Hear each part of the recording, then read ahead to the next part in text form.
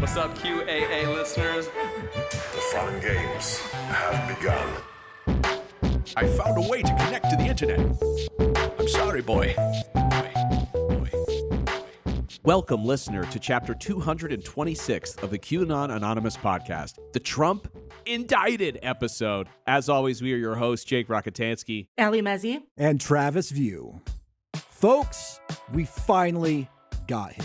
Yep. And by him, I, of course, mean Julian. He got a little too far out of line. We've sent him to a re-education camp where hopefully he'll learn some manners and come back a better man. But we all agreed that after he has spent the past 4.5 years producing this podcast, he was entitled to a little spring break. Yes. So he will be appearing on the next premium episode. But after that, he's going to be logging off for the next few weeks and hopefully flushing out the internet poison from his brain. Godspeed. Yes, I can only imagine after having months of having to edit the main show, the premium episode, and then also all the crazy, research and mind melting that I can only imagine came with Man Clan. Our poor boy, we wish him well. Yeah, he will come back refreshed and full of more energy than ever to continue abusing me specifically. So looking forward to that. Yes. Meanwhile, do not write to me about any audio difficulties or technical mess-ups that happen from now on in the QAnon Anonymous podcast. All right, I think we're good to go. So in addition to Julian, we also got Trump. The 45th president of the United States has been indicted. Manhattan prosecutors are accusing Trump of falsifying business records with the intent to conceal illegal conduct connected to his 2016 election. And to help us make sense of those charges, we'll be talking to our legal correspondent, Allie Mezei. And Allie, thank you so much for joining us again to help us make sense of this. Yeah, you're welcome. You know me. I love crime. Of course, we'll also discuss how the QAnon community and the conspiracist right generally is reacting to the news. And finally, we'll chat about an insider anon who appeared on 4chan who has attempted to reassure Trump supporters that everything is going to be okay. But before we get to those topics, I want to get some things off my chest regarding the recent interview of Congresswoman Marjorie Taylor Greene by journalist Leslie Stahl on the program 60 Minutes. Now, when it was announced that Greene would be interviewed on the show, a lot of people jumped to announce it immediately, fearing that the prestigious news show would platform or normalize Greene. I held off from any criticism because I think it's possible to interview these vile characters in a responsible way, but this was just not good. It really felt like a kind of old school, very stodgy kind of news format for journalistic challenges that are very much kind of 21st century. Yeah, you can't just try to force what they did in the 60s where, it'd be like one very sensible liberal and then one very sensible conservative. And we hear each of their opinions on one of the 3 nightly news shows, with a handful of anchors, and, people walked away and they made their own decisions. You can't do that with a politician like Marjorie Taylor Greene. Yeah. Right. And I think that people tend to, at this point, have strategies about how to turn those interviews or engagements into fodder for themselves. And you need to prepare for that and engage with that and perhaps do something novel in order to stave off that possibility. Right. Yeah. It didn't work very well. For example, Leslie Stahl brought up, for example, Marjorie Taylor Greene claiming that Democrats are all pedophiles, and, Greene basically doubled down on that accusation. The program, for example, didn't put into context the ways in which, queer people are demonized with these kinds of horrifying accusations, the history of it, the way it's used to justify violence. I think this kind of information would have been relevant context for those kinds of accusations. Now, Leslie Stahl did bring up some of the horrifying conspiracy theories that Greene pushed in the past, such as the claim that the Parkland shooting was a false flag. And then when Greene claimed that she never said that, the Greene shows a Facebook post in which Greene does, in fact, affirm that the shooting was a false flag.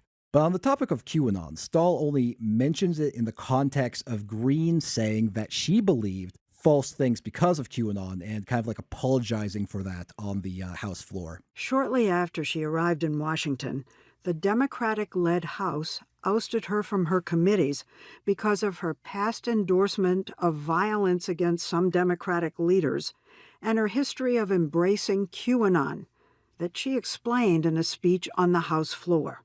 I stumbled across something, and this was at the end of 2017, called QAnon. I was allowed to believe things that weren't true. Wait, did she say I was allowed to believe things? I was allowed to believe things. It was, it's a very strange phrasing.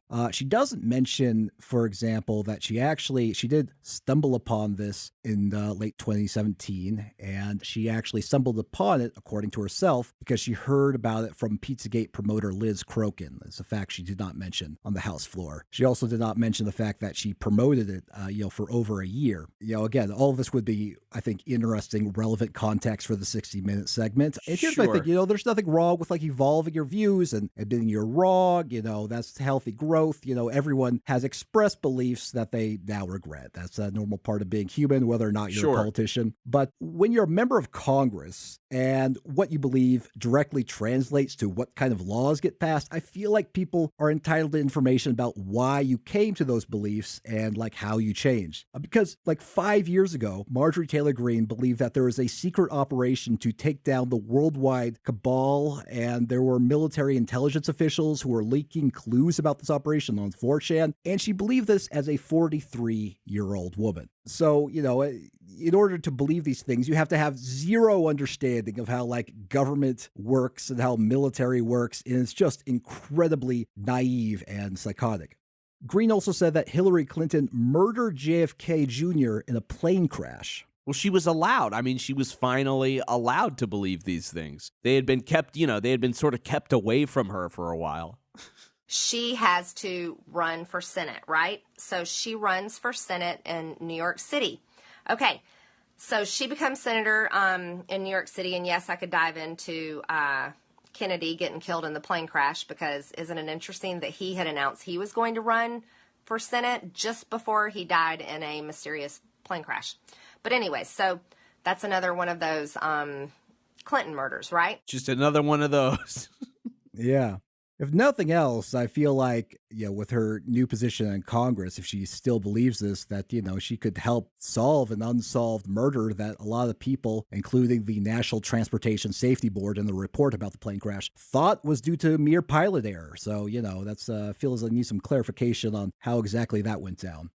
Now, Greene has insinuated that she lost faith in QAnon because Q said that the 2018 midterm elections were safe, and what really happened was that Democrats did really well in Congress during that election. But I know this explanation is bullshit because I found posts of Greene referencing Q drops in a positive way after the 2018 election. I think that actually is not like a terrible attempt at a dismount, because finally it's something that one, you can point to it and it doesn't sound crazy, so you're not putting off more completely bonkers things that you believe into the public with your disavowal.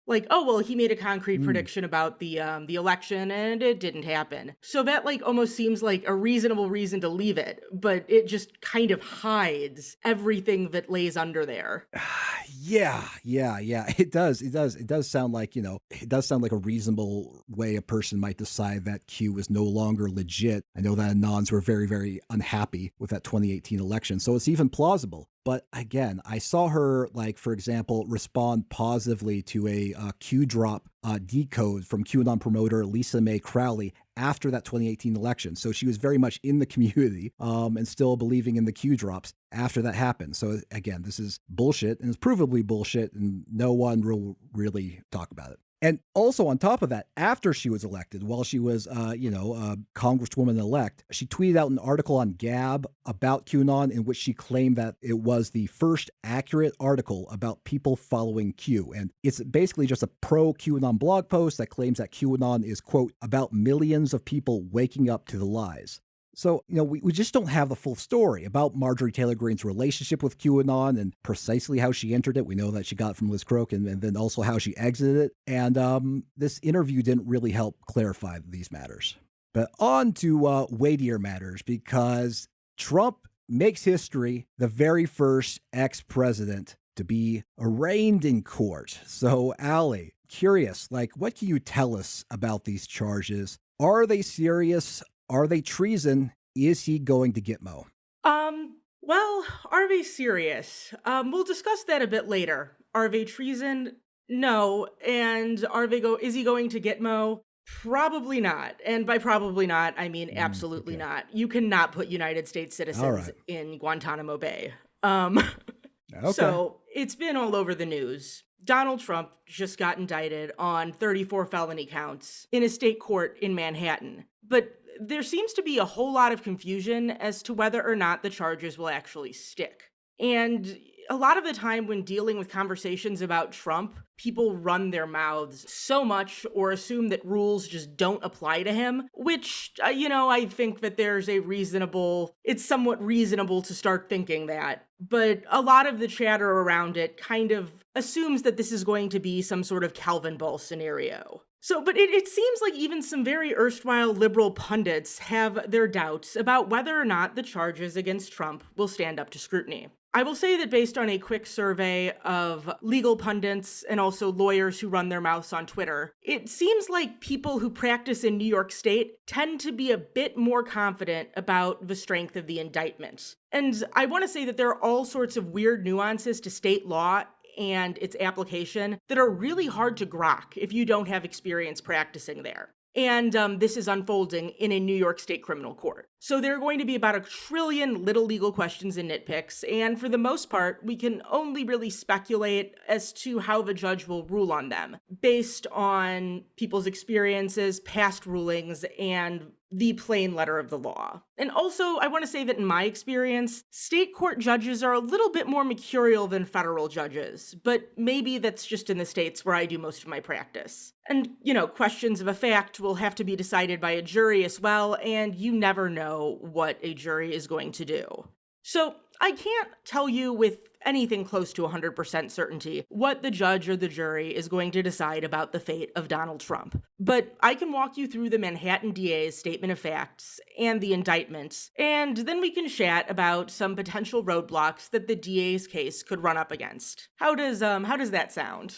I mean, yeah, that sounds fantastic. Okay, so have you guys read the statement of facts? No, I have not. No, I haven't either. To be fair, I hadn't either until Travis asked me to do this. What is the statement of facts? What is, explain it to me. So a statement of facts is like a supplement to the indictment that describes the situation and the scenario around what the indictment is for. And it kind of gives us an idea about what the evidence that the prosecutor intends to present is going to indicate. Got it. So it's like the DA's office essentially being like, here the rules, here's the facts of the case, and here's what you're going to see laid out over the course of the trial. In that exact voice? That's a little bit more of an opening statement, but yeah, it does have a similar function. Because, a lot of the times, an indictment will just be a reading of the counts. Like, for instance, if you look on the Manhattan DA's website, you'll see it in two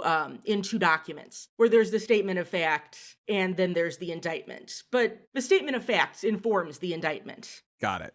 The statement of facts files with the indictment alleges a scheme between Trump, his attorney Michael Cohen, and America Media Inc., which is the parent company that owns the National Enquirer tabloid, and I'm going to call AMI for short. This scheme, which happened before the 2016 presidential election, involves a plot to identify and purchase negative information about Trump in order to quash its publication and thereby influence the 2016 presidential election. Okay. According to the prosecution, in August 2015, there was a meeting in the New York Trump Tower between Trump, Michael Cohen, and AMI's CEO, David Pecker, where Pecker agreed that AMI would watch for people trying to sell damaging stories about Trump to the media, and then he would come to Cohen whenever they found something. The plan hatched here is described as a catch-and-kill scheme, where AMI would approach sources and buy the publication rights to their stories, but then never print those stories. Trump was then supposed to reimburse AMI for those expenses.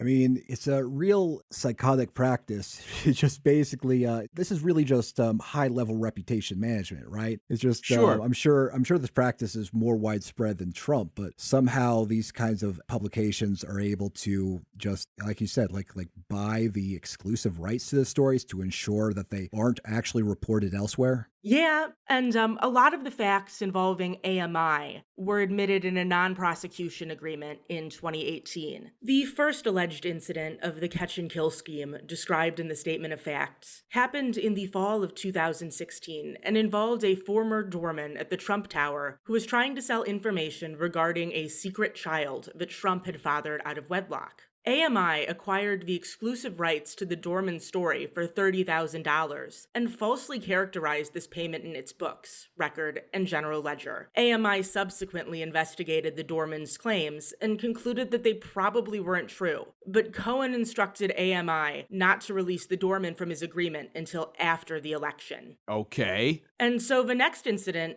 involves a woman one who has been revealed to be fitness model and Playboy playmate Karen McDougal. In summer 2016, AMI contacted Cohen and said that McDougal was alleging that she had an affair with Trump while Trump was married. From the indictment, The defendant did not want this information to become public because he was concerned about the effect it could have on his candidacy. So thereafter, Trump, AMI CEO, and Cohen had a series of discussions about who should pay off McDougal to secure her silence. The statement of facts alleges that after discussing it with Trump and Cohen, AMI paid off McDougal, agreeing to give her $150,000 for agreement not to speak out about the affair, and to feature her on 2 magazine covers and also give her a byline on a series of articles about her non-Trump related adventures. Like with the doorman, AMI falsely characterized the payment to McDougal in its books and records, including in its general ledger. In September 2016, Cohen and Trump were recorded discussing how best to reimburse AMI for catching the McDougal story, and how they could obtain the rights to the story. An arrangement between AMI and Cohen in which AMI would transfer the rights to McDougal's story to a shell company owned by Cohen later fell through. And so here we're going to get to the part that's central to the charges. The hush money paid to Stormy Daniels. Except this time, it seems that the money didn't go through AMI. The prosecutor alleges that it went through Cohen himself. In October 2016, just before the election, the prosecution alleges that AMI put Cohen in contact with a lawyer working for Stormy Daniels. Cohen and Stormy's lawyer then negotiated a deal, trading Stormy's silence about her weird date with Trump for a payment of $130,000. According to the prosecution, Trump really wanted to put off paying this money and told Cohen to try to delay paying Stormy until after the election, at which time they could pull out of paying her altogether, because then it wouldn't matter anymore. But apparently Trump relented and arranged to have Cohen pay. The prosecution alleges that on October 26, 2016, Michael Cohen took a phone call from Trump. He then transferred $131,000 from a HELOC account into a bank account owned by his shell company. Shortly thereafter, he transferred the money to Stormy's lawyer. In January 2017, Trump arranged for the CFO of the Trump Organization to reimburse Cohen for the amount that he paid to Stormy, as well as for some other expenditures that Cohen made for Trump. It was decided that the payments to Cohen would be disguised as legal retainer fees. No retainer agreement existed between Trump and Cohen. Between February and December 2017, Cohen submitted a number of invoices for legal fees, and Trump paid them as part of the internal record keeping in the Donald J. Trump Revocable Trust, which holds the Trump Organization. The payments to Cohen were described as legal expenses. In total,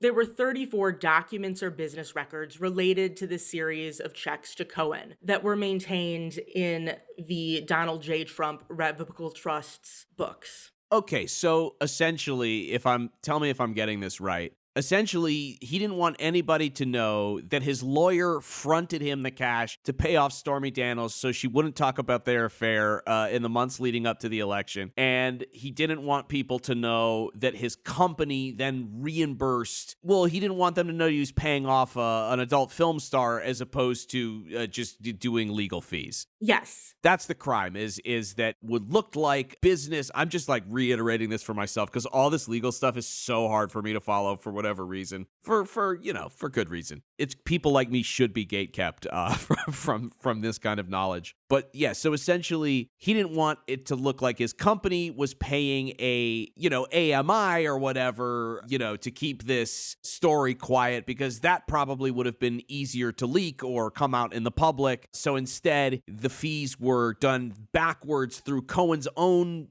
bank account and then reimbursed as legal fees from the Trump organization. It doesn't exactly say why it went through Cohen instead of AMI, just that at some point AMI stopped doing the buying but still acted as a middleman to set up these transactions. But sort of, that's so weird. It's a little bit more than that, but that's about the right gist. And we're going to talk a bit more about that. So AMI, so basically the parent company of the National Enquirer was like brokering these deals through their own sort of financial outfit. And then for this particular one, so they did that for Karen McDougal, but then for this particular Stormy Daniels one, it was like this off the book, like they still facilitated the deal, but it was this off the books thing where Cohen paid out of pocket and then later, got reimbursed under the disguise of legal fees. Yes. Okay. That's so, it's so bizarre. I mean, all of this stuff is totally foreign to me, but this feels like something that is part and parcel for anybody who is either A, wealthy, or B, works in the entertainment field or as a public figure of any kind. Yeah, and we're going to get a little bit into why the prosecution is saying that this is different. So, this is what Donald Trump was indicted on 34 counts for, claiming that the money he paid to Cohen was for legal services instead of describing it as reimbursement for hush money that Cohen fronted to Stormy. So each of the 34 counts was a separate record that contained inaccurate information about the purpose of the payment to Cohen. Got it. That makes sense to me. So every time he basically said, hey, it's legal fees and like some other reimbursements, every time that appeared on paper in the Trump organization's like bookkeeping, that is a count of a charge. Yes. Okay. And if it seems like it's an excessive number of charges for one instigating set of events, it kind of is, but it's within the prosecutor's discretion to do it like that. Tons of records. Yeah, exactly. Yeah, it's the prosecutor's call. Right, but it's not like what I saw some people, sort of people speculating on Twitter being like, 34 charges. Like, this is going to be way more than just business fraud. But it's like, no, he just committed business fraud like 34 times because like that's how many records they were keeping about all of this stuff. And anytime you're transferring any kind of money or doing any kind of thing, there's always like a ridiculous amount of paper that follows and records that are kept. So it makes sense. Right, precisely. And yes, it does look like all 34 charges appear to be for the Stormy payoff. So why did the statement of facts include all that information about the Dorman and McDougal scenarios? If I have to give my guess, I think it's likely that the prosecution wants to use those allegations and evidence associated with those allegations to begin to establish Trump's catch and kill tactic and the intent behind the tactic, which is going to become, and I'm going to talk about intent later, but that's going to become important for the crime.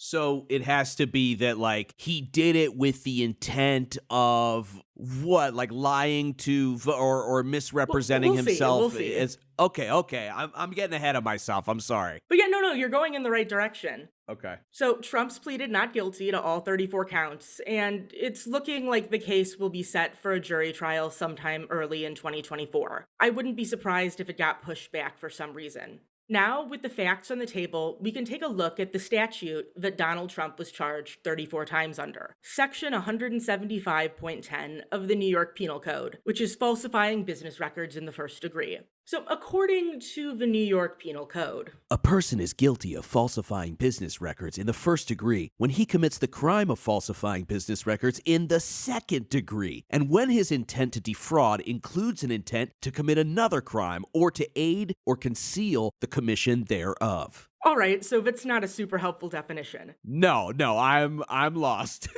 To figure out what that means, we have to go to section 175.05, which is falsifying business records in the second degree. A person is guilty of falsifying business records in the second degree when, with intent to defraud, he 1. Makes or causes a false entry in the business records of an enterprise, or 2. Alters, erases, obliterates, deletes, removes, or destroys a true entry in the business records of an enterprise, I mean, Travis, we just watched a movie about this for our premium in My Fellow Americans. That basically, one of the lesser crimes in the film is falsifying business records. Okay, or number 3, omits to make a true entry in the business records of an enterprise in violation of a duty to do so, which he knows to be imposed upon him by law or by the nature of his position. Or number 4, prevents the making of a true entry or causes the omission thereof in the business records of an enterprise. So basically, it can't just be an oopsie, I forgot. It has to be an oopsie, I'm pretending to forget for X, Y, and Z. Yeah. Got it, okay. So falsifying business records in the second degree is a Class A misdemeanor. However, once there's that additional intent to commit, aid, or conceal a crime, as described in Section 175.10, it becomes a Class E felony. Being felonies, Class E felonies are more serious than misdemeanors, but they're also New York's least serious type of felony. For the purpose of illustrating the relative gravity of the crime, I have gathered together a handful of non-violent New York Class E felonies for listeners to contemplate. Excellent.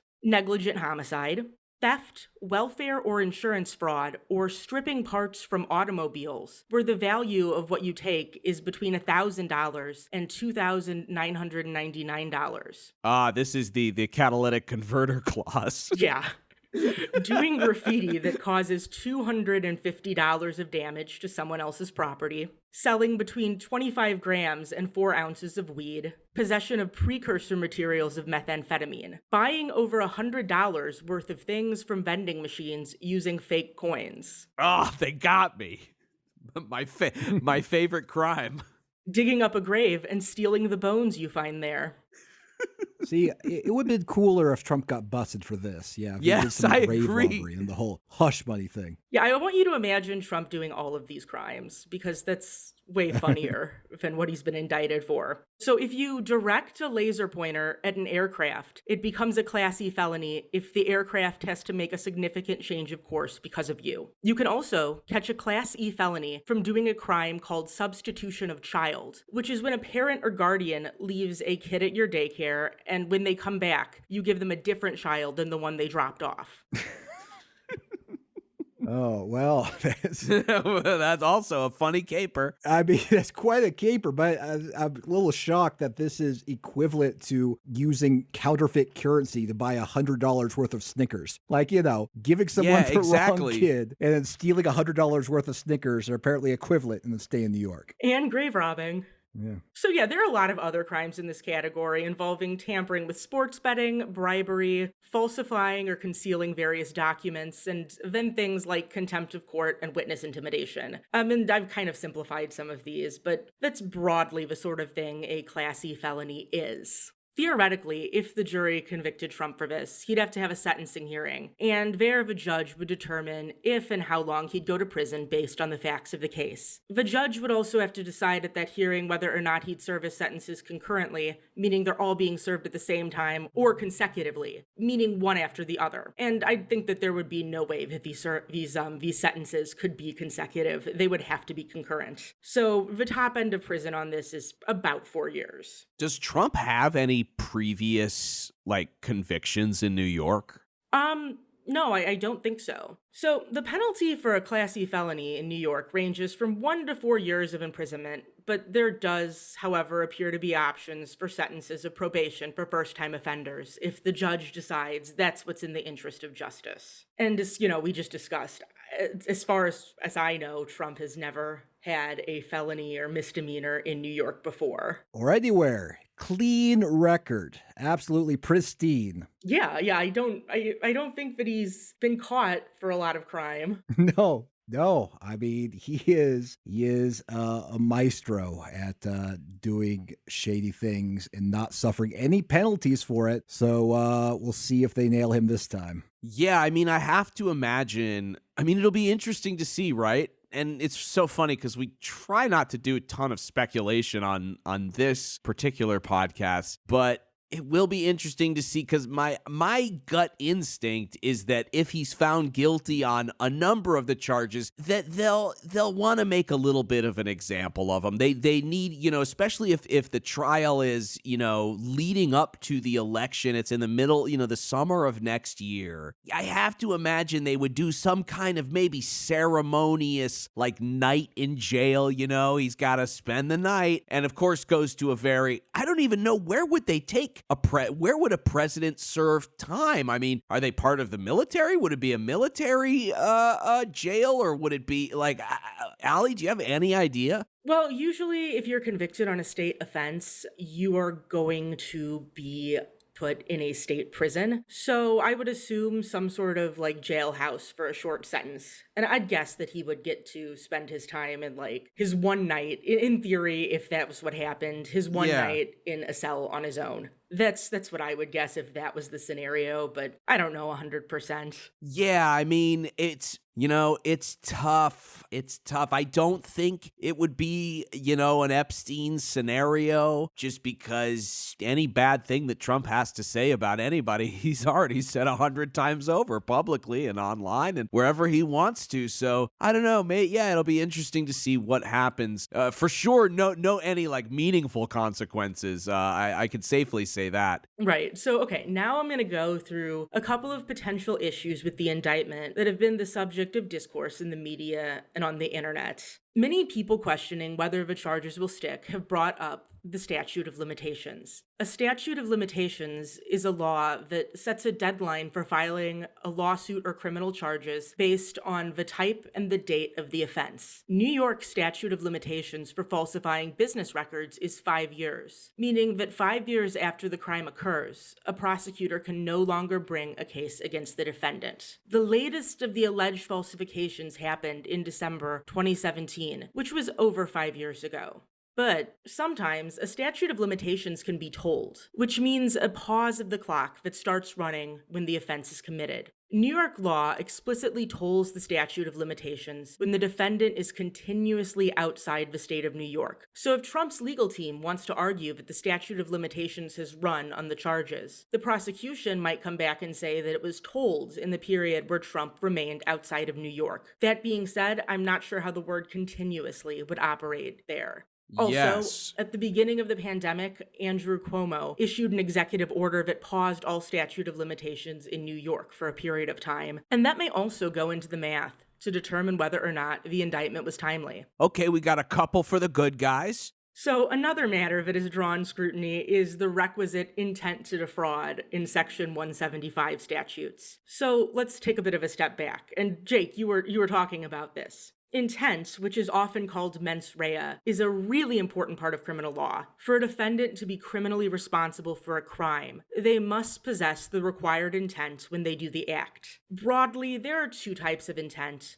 general intent and specific intent. Some places break it down further, but let's just keep it simple for our purposes. For a general intent crime, all that the prosecution needs to show is that the person intended to do the crime. In a lot of states, battery is a general intent crime. Say Travis punched Jake in the face, and I was prosecuting Travis for battery in one of these states. Yes. All I would have to show is that Travis punched Jake on purpose, as opposed to swinging his arm and accidentally hitting Jake or something like that. Okay, so different than if Travis just, did the old Simpsons of like, see, I'm going to stand on one end of this room and I'm going to swing my arms, and if you walk into me, it's your fault. Right, exactly. Okay. They meant to do the thing. But for a specific intent crime, the prosecution must prove that the defendant acted intending to achieve a desired outcome. For example, in most states, burglary requires a person to enter a property with the intent to commit another crime like theft. And in this case, the Section 175 crimes about falsifying records require that the defendant falsify the records with the intent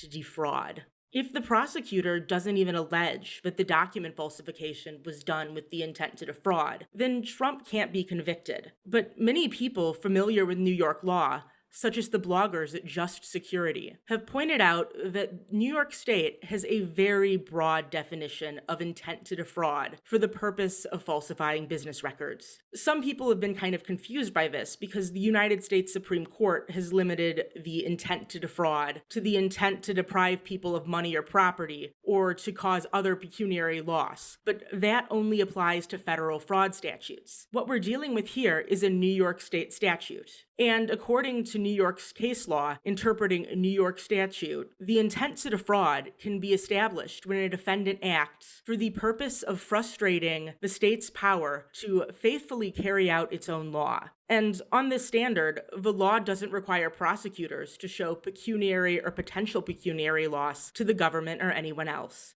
So, as the Just Security blog explains, if the prosecution could show that Trump falsified or knowingly directed the falsification of the records in order to frustrate the power of New York State officials to, for instance, regulate elections or administrate taxation, then the prosecution would be able to satisfy the element of intent to defraud that we see in both the misdemeanor and felony Section 175 crimes. And this gets on to another similarly related issue about intent that a lot of people have been debating over with this. So both the misdemeanor and felony document falsification charge require that intent to defraud, but we're not talking about the misdemeanor here. We're talking about the felony. And the felony, which is what Trump is charged with, requires the prosecutor to further show that there was an intent to commit another crime or to aid or conceal the commission thereof. So this, of course, has left people questioning what crime that is, because Trump hasn't been charged with any other crimes as of right now.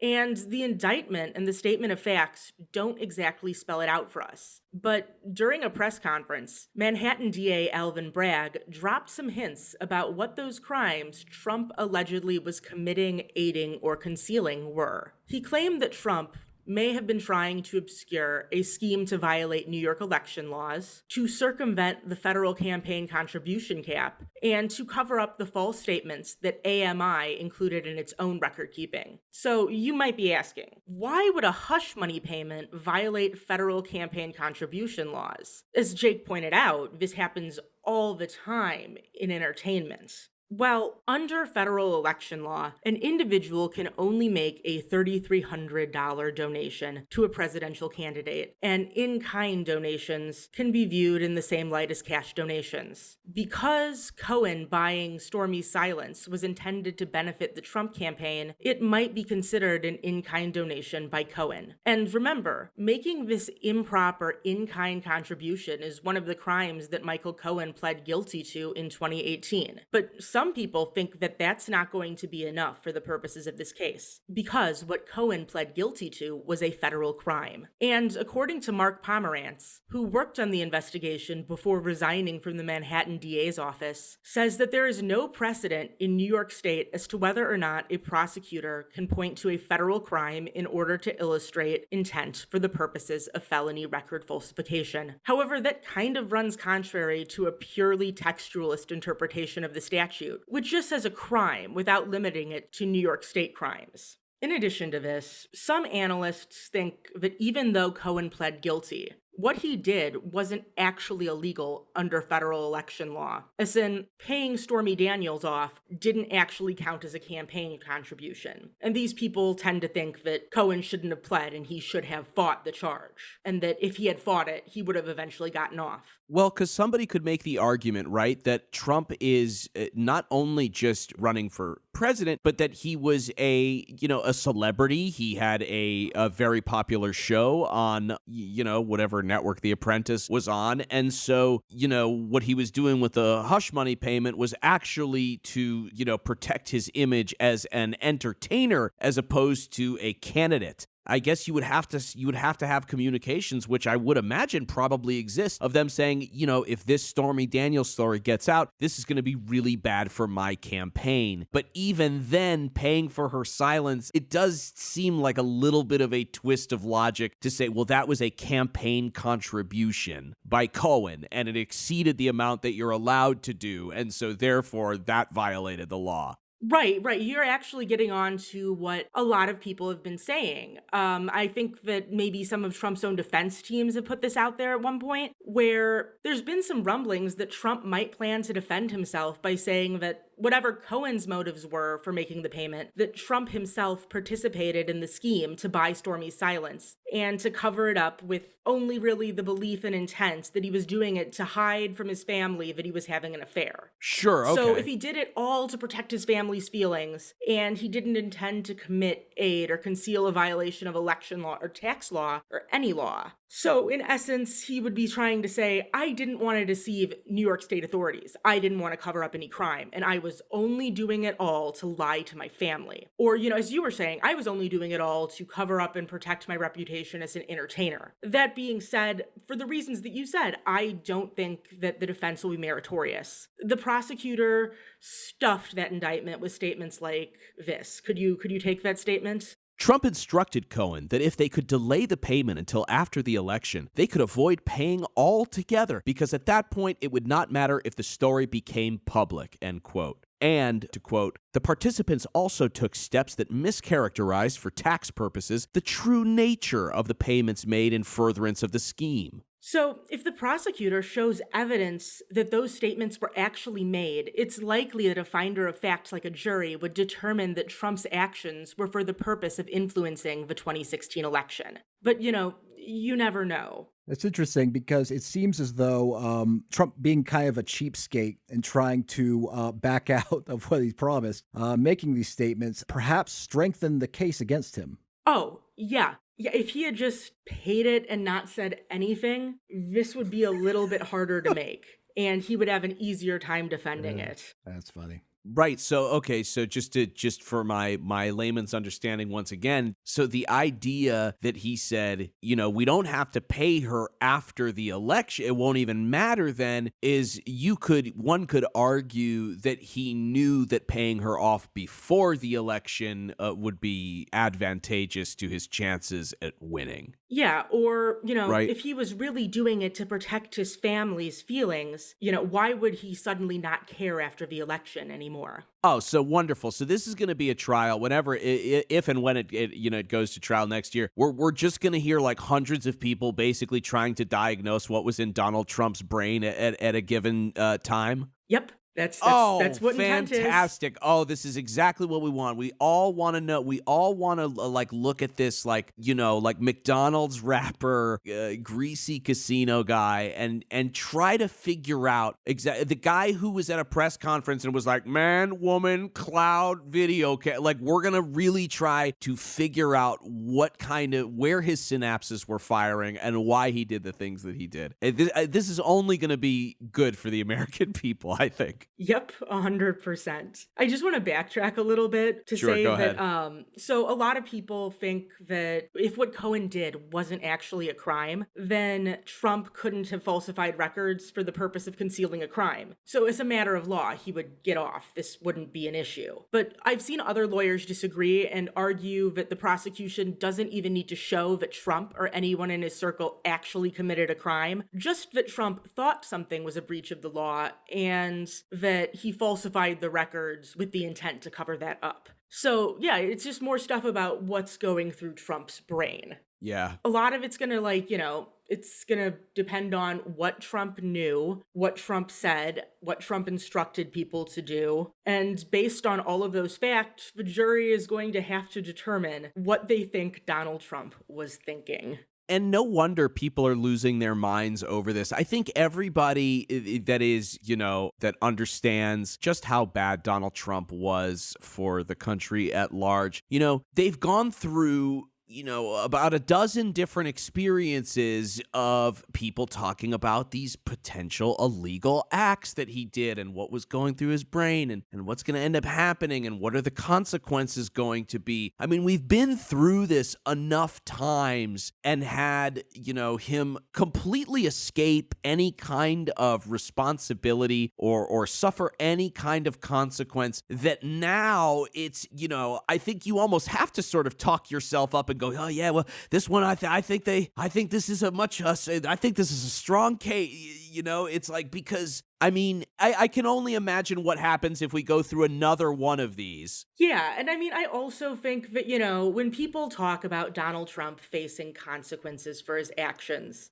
it's, I don't think that the actions that they're talking about him facing consequences for are things like paying people hush money or doing a little bit of, weird record keeping with his organization. It's not like the sort of behavior that people want to see him be held to account for. And it's certainly not the consequence that people, I think, your average sort of politics follower is probably just like sick of all this. But, your average sort of liberal, I guess, is, what they want to see Trump punished for is for weaponizing racism in the country, for, mishandling, a global pandemic, be held accountable for the way that he talks about and treats women and all of these really sort of deeply moral sort of injustices that, everybody could sort of see plain as day. And then to have it sort of kind of hinge on it's like, well, yeah, he like falsified he falsified these records to get around, having people find out that his company sort of indirectly paid for, this adult film star with which he had an affair, to keep her from talking. If it's like, even if he got they made a total example of him, he got guilty of everything, max penalty, 4 years, in jail, it still wouldn't, I think, satisfy, most people because the crimes that he's already gotten away with or, the alleged crimes that you believe he's already gotten away with just pale, they're much more, what I'm trying to say. It's like they're much more egregious than even the best outcome of this scenario. They're more morally weighty than doing something to frustrate the administration of New York tax law. Yeah, exactly. Yeah, and I think that that's kind of one of the reasons why, if anything ever comes out of the investigation in Georgia into the pressure that he put on state election officials into changing the results of the election, I think that one is going to be, one, much more interesting, but also much more salient to conversations about him facing consequences for his actions. I think that's a really good point. And people who are optimistic, at least, who I read on Twitter, are hoping or are convinced that, this is the first shoe to drop. This is the shortest wall closing in, and that there will be taller and more inescapable walls to follow. Right. Yeah. So, as listeners can probably grasp at this point, there's a whole lot of ifs as to whether or not Trump gets convicted here. And a lot of these issues are going to have to be navigated by the parties and by the court. And, here's time for me doing some base speculation. There is a non-zero chance that Trump commits perjury during the course of the proceedings, or some other wild card is pulled. And then another circus starts over that. So I hope that this segment was able to help everyone understand the case against Trump and, its supposed strengths and supposed weaknesses a little bit better. Yeah, it's interesting stuff and historic, even though despite its historic nature, it still makes me feel a little bit empty. I always thought there would be some sort of... Listen, I live in Illinois.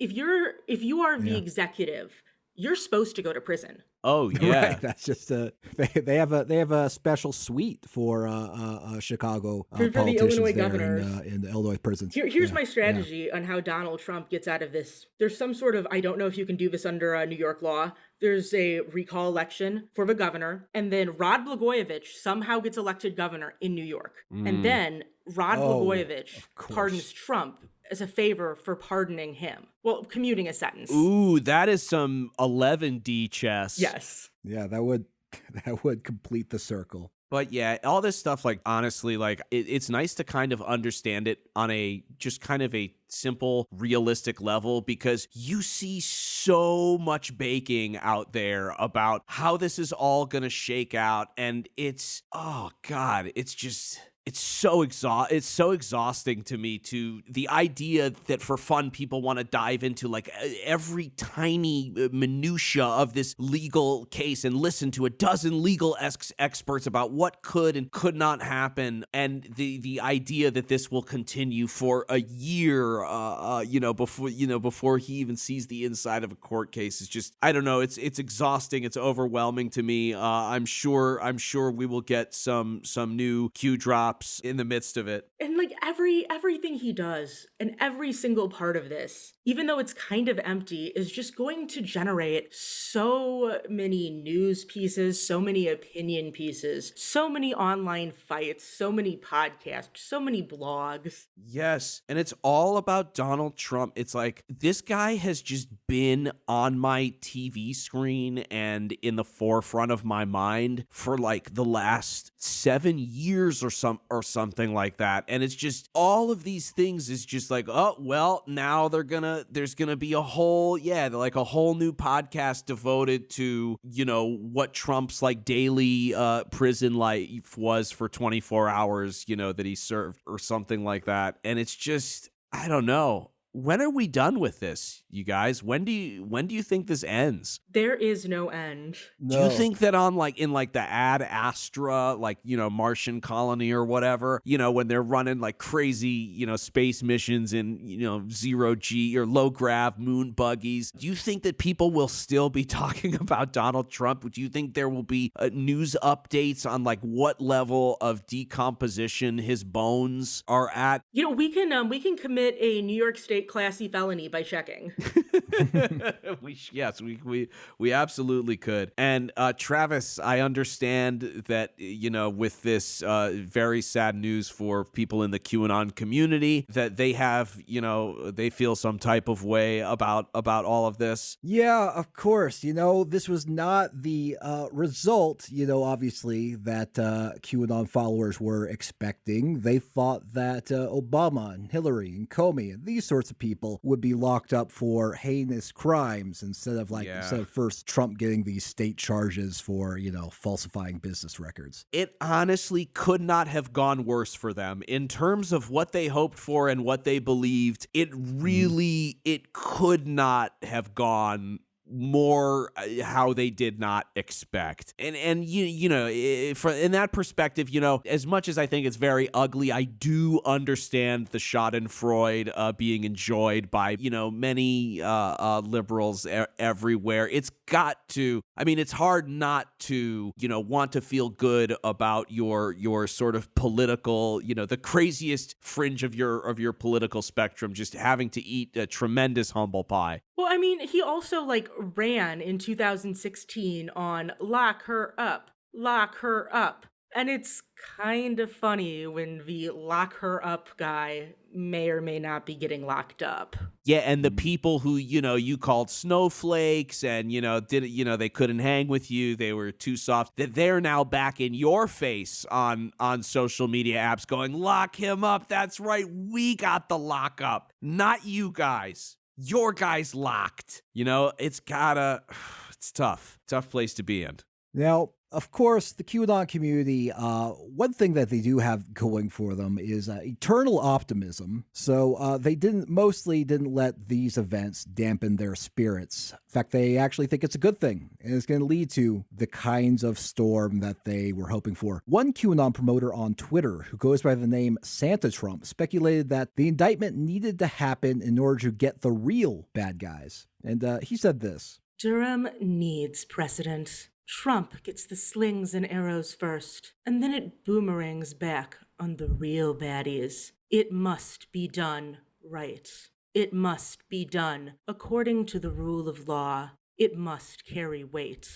So, yeah, a lot of QAnon followers, they made reference to Q drops. They made reference to a boomerang. Supposedly, this is the belief that first he needs to suffer some sort of criminal consequences, and then it's going to come back on the guy, all the people that they actually want arrested. Let's see how that goes. So shortly after the indictments, Trump took to Truth Social in order to denounce the indictments. And in doing so, he did one of his classic Trump misspellings. So Trump's post was meant to say, "These thugs and radical left monsters have just indicted the 45th president of the United States." But he misspelled indicted, so it instead says this: "Radical left monsters have just indicated the 45th president of the United States." Oh, Trump, you scamp.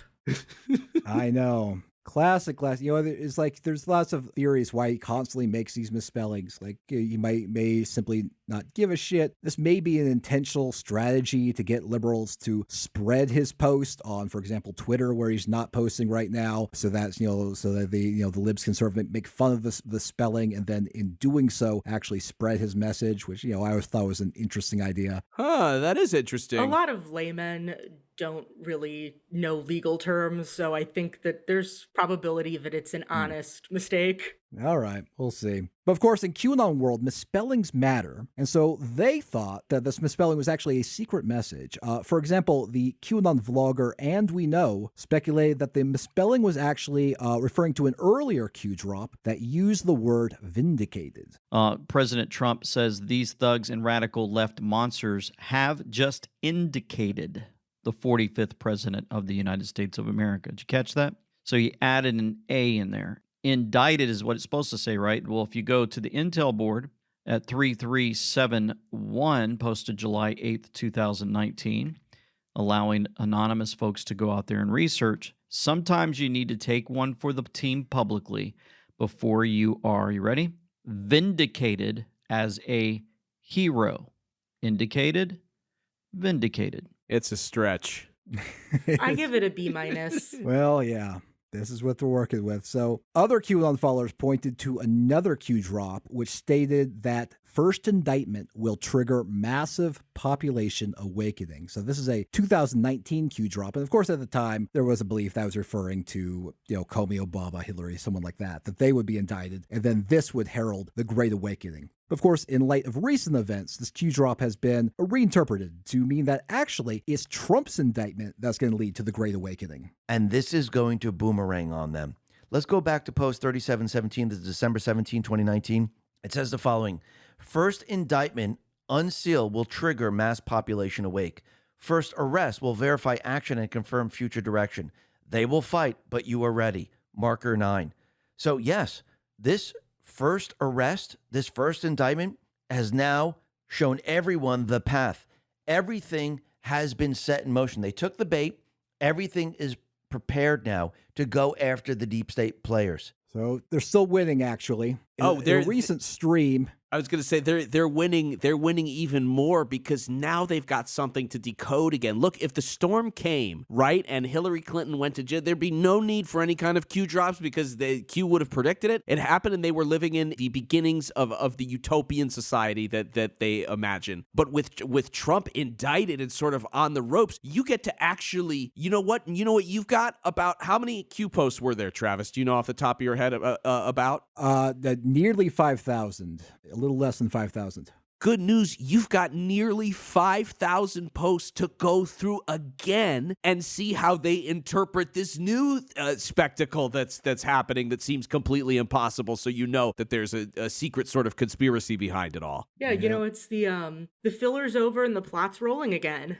Yeah, A Reason to Bake, a memoir by Travis View. In a recent stream, QAnon promoter 107 talked to fellow QAnon promoter Nino Rodriguez, and they compared Trump to a matador who is exhausting a bull who is the deep state. Now, you may recall that at a recent event, Julie and myself went to Frisco, Texas, and we saw 107 basically promote these, what they called El Magador jackets, and they depict in a sort of an illustrated Trump distracting a bull with a American flag. But so here's what 107 said about these recent events. The matador, the megador. This is the third round of the bullfight. The bull is getting tired. Trump taunting the bull, as you're saying, is exactly what we want. Correct? Trump has wanted this. We need the deep state to make this move. Correct? Well, okay. Let me say it the way Trump said it at Waco the other day. President Trump said, "This is a battle to the death. This is life and death. We're going to go in there and kill the deep state." Side point, was that guy wearing a deep underground military bases shirt? Yes, he was. A dumb shirt? Yeah, dumbs. Yep.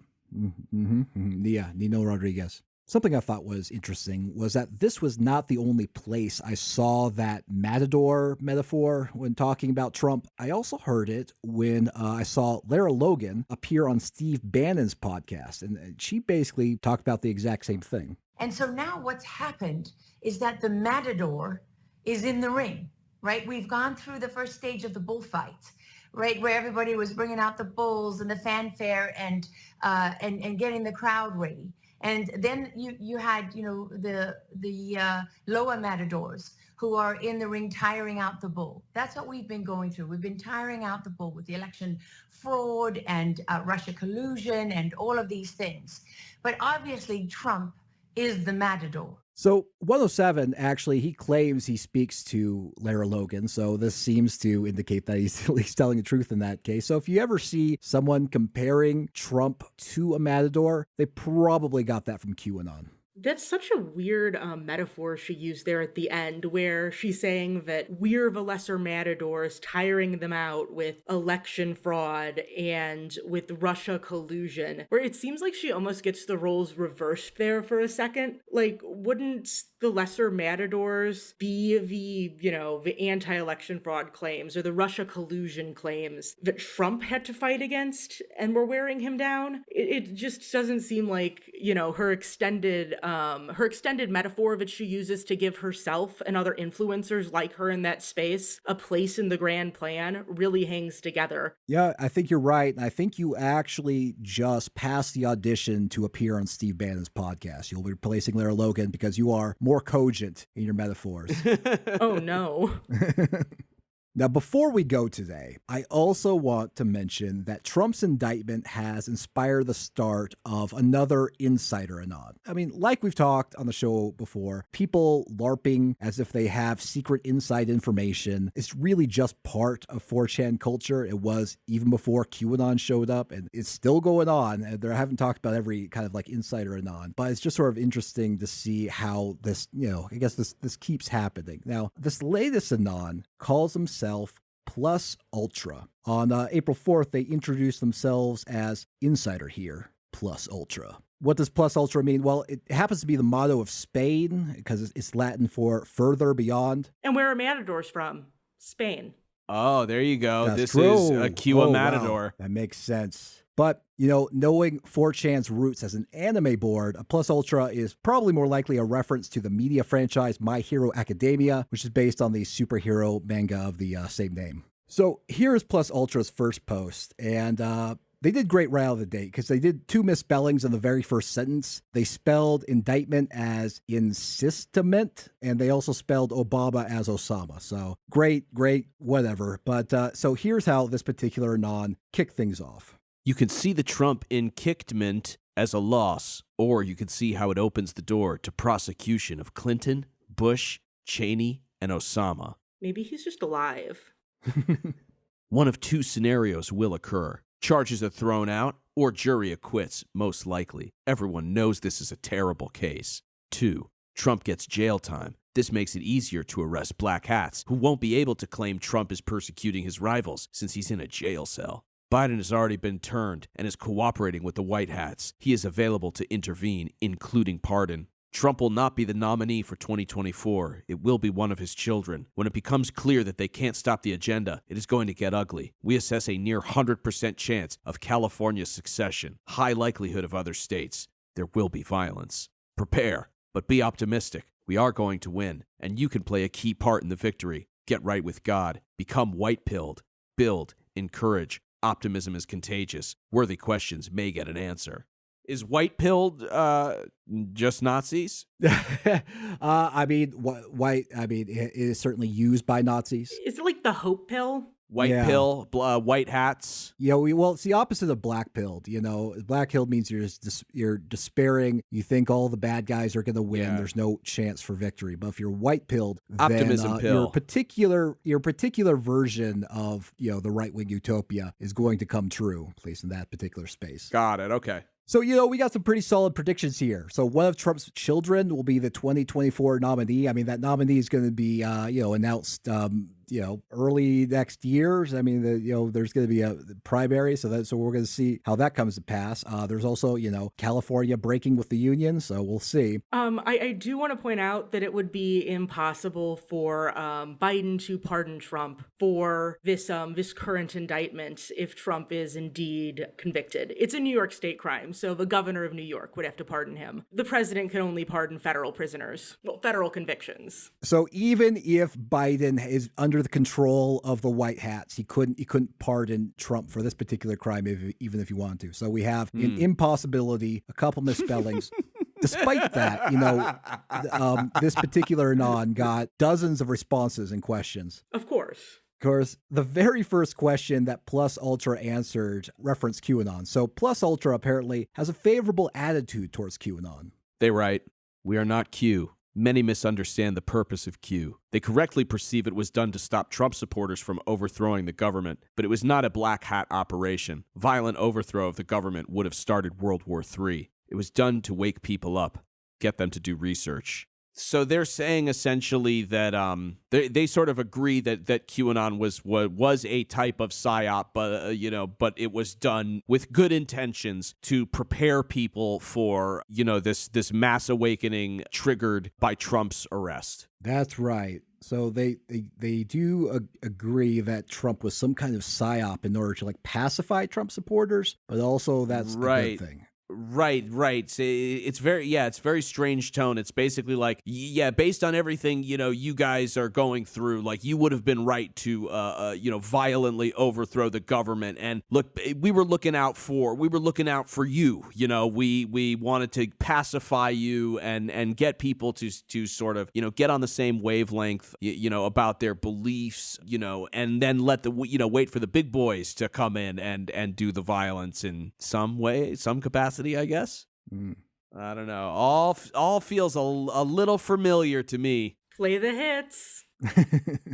Plus Ultra also fielded a question about Bimini Road, and this is an underwater rock formation in the Bahamas, speculated by some to be an ancient man-made road to Atlantis. But most geologists have concluded that's just a naturally occurring formation. But this is Plus Ultra's take on it. Bimini is probably from an ancient advanced civilization before the flood, possibly a colony of Atlantis. The ice shelves were larger, so the sea level was lower then. A lot of the ruins of the antediluvian civilizations are along those ancient shorelines, which are now under about 100 feet of water. Isn't this the stuff that was put forth in that Graham Hancock Netflix show? I'm pretty sure that they had an entire spot on the Bimini Road in there. Yes. They referenced this in the bizarre pseudo-archaeology show, Ancient Apocalypse. So probably picked it up from there. It is a concept decades older than that. Here we also get some good old flood geology. They're saying there was an ancient flood that washed away and caused a lot of destruction. So perhaps they're trying to push a kind of young Earth creationist kind of view. Or a pre-civilization civilization. I mean, this kind of stuff is like Gaia shit. Like root races. Yeah, we are getting into some theosophical kind of nonsense at the same time. So Plus Ultra also says that we're returning to space. We can build a space elevator, Anon. Orbital ring, proposed by Paul Birch. Cheap access to space solves many economic problems. Pay off the national debt with a few asteroid mining missions. Space-based solar power for far less than the cost of fossil fuels. Protection against ICBM launches. A return of hope. And a mission to redirect young people's attention onto. That seems cool. Yeah. This is a very optimistic kind of thing. So from this post, you might get the idea that Plus Ultra has a very positive view of what the future holds. But this particular anon also speculated that we're facing destruction from weapons of mass destruction. And Plus Ultra said this. Right now, we assess a near certainty that Russia will deploy nuclear weapons against the U.S. in the near future. I do not have information to share on how many, payload, targets, dates, etc. It may be 1 or 2 rogue military bases get wiped out, or entire cities like D.C. and New York, or something a lot worse. There are maps that estimate where the safer places are. Consult those maps and consult God for guidance. Nuclear weapons could get deployed in the conflict surrounding secession, but we are mostly concerned about a Russian action. Now, it gets worse because, according to Plus Ultra, a race war is actually going to start soon. Oh, sure. Yeah. Why not? Great. Wow. So they're just really putting a lot of stuff on This is kind of like early Chan sort of, or the race war and, the nuclear fallout is coming. I mean, this is a little bit more traditional, I would say. Like kind of towards like a John Titor sort of thing where there's Exactly, like, you're just telling like a big story. Yes, 100%. Okay, so they say, we don't support racial violence, but we believe others are going to start a race war pretty soon. May not break out everywhere, but it's going to be bad in a lot of big cities. Supreme Court actions will contribute, but the main factor will be one of the Trump kids winning the election. Of everything that he said, the idea that the nation would decide to elect any of the Trump children is probably the most ridiculous. Yeah, I know. Listen, they just don't have it. I really feel like Donald Trump is a singular character in his ability to plow through the political system the way that he did. But so like I said, so far this Insider Anon has only done 2 threads. I don't think it has that Q magic. My prediction is that even if this Anon decides to continue posting, it will fade into obscurity like many that have come before it. But I just thought it was interesting that this particular practice and tradition of Insider Anon LARPers pretending to dish out secret information and all the 4chan Anons playing along is still happening even to this day. Allie, where can people find your additional work, your musings? Would you like people to find you? You can find me on Twitter at Panail Decalcify. I don't post that much. Usually it'll be about Chicago or something like that. Yes, and if you'd like to politely harass Allie, you can follow her there. Thank you so much for your explaining to me. I wouldn't call myself a dumb guy, but when it comes to legal jargon and, very specific clauses, within the fabric of the legal documents, I really appreciate you explaining it to us in a way that makes sense. And now I don't have to sound so stupid in real-world conversations about Trump's impending trial. Well, you're welcome, Jake. Thanks for having me on. Yes, thank you so much. Thanks for listening to another episode of the QAnon Anonymous podcast. You can go to patreon.com/QAnon Anonymous and subscribe for $5 a month to get a whole second episode every single week, plus access to our archive of premium episodes. And if you are already a subscriber, thank you so much. It helps us stay advertising free and editorially independent. For everything else, we have a website, QAnonanonymous.com. Listener, until next week, may the deep dish bless you and keep you. It's not a conspiracy, it's fact. And now, today's auto cue. But if you want to get out there, get out. One thing with me, the nice part, I went through it. Now they say I'm immune. I feel so powerful. I'll walk into that audience. I'll walk in there. I'll kiss everyone in that audience. I'll kiss the guys and the beautiful women and everybody. I'll just give you a big fat kiss. No, but there is something nice. I don't have to be locked up in my basement, and I wouldn't allow that to happen anyway.